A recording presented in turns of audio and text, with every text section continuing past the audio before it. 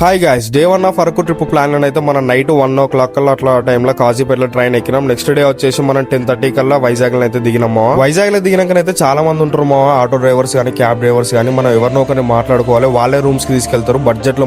మనం first budget చెప్తే మన బడ్జెట్ లోనే తీసుకెళ్తారు. మనం ట్రైన్ దిగగానే ఒక ఆటో అయితే మాట్లాడుకున్నాం మామ. పర్ హెడ్ 20 రూపీస్ చార్జ్ చేసిండు. రైల్వే స్టేషన్ నుండి రూమ్స్ దాకా ఒకటేనే కాదు 2-3 రూమ్స్ దాకా చూపించిండు. రూమ్స్ ఆడనే ఇప్పించిండు అండ్ వెహికల్స్ కూడా రెంట్ కి ఆడనే ఇప్పించిండు. మేమైతే 6 వెళ్ళాము. 6 కలిపి సింగిల్ రూమ్ తీసుకున్నాం. అందులో 2 పెద్ద పెద్ద బెడ్స్ ఉంటాయి. ఒక దాంట్లో 3 అడ్జస్ట్ చేసుకుని పడుకోవచ్చు మా.